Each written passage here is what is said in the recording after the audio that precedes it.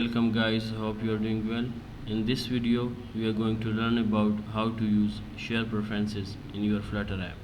Yeah, you have listened correctly, and we are going to learn about share preferences. So why we have to learn share preferences? Let me show you an example. I have a very simple counter application set up over here.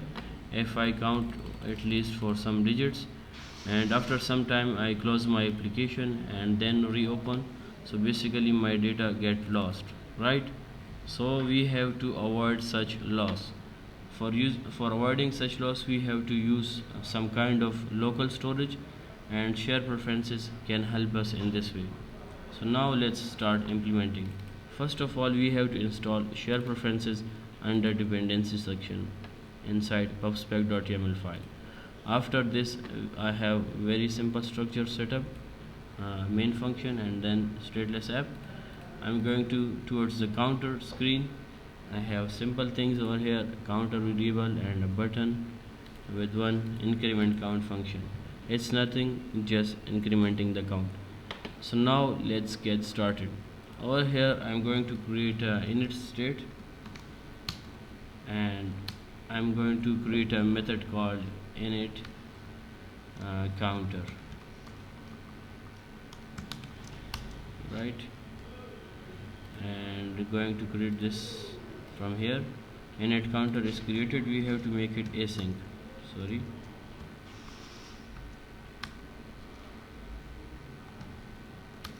Then we have to do is we have to create an instance of the share preferences over here. Late share preferences prefs,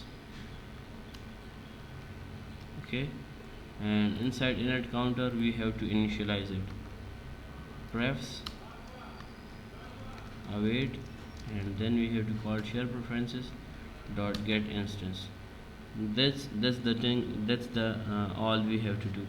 Now if we increment the counter, right, we have to do is also store this value in the local storage by using the command prefs dot set int, right?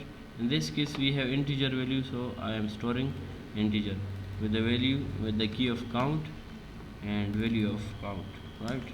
That's it. So basically this count is the key, and this count is basically this variable that holds the value. Now one more thing we have to do is, when the counter or the share preferences get initialized, so we have to get our previous value. So we have to call try and then catch. Inside try we have to call prefs dot get instance, sorry, get int, and our key is basically count, so it should go over here. And we have to store it in the count variable, right? And if something unexpected happen, then we're going to make it 0, and we have to call set state.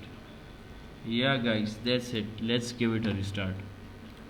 I have restarted. Now let's increase the increment. 1 2 3 4 5. Okay, now let's give it a restart. So let's see the magic. It's been restarted, right? Let me show you where it is. Run. You guys can see. Let me again restart it. It's again restarted, but we have the same value over here. So basically value is not getting lost. I'm going to increase it for 20 times, okay, and again I'm going to restart it, and the value will be out there. So yeah guys, that's it. Thank you for watching the video. Hope you guys have learned something new in this video. Please subscribe if you have not subscribed. Thank you.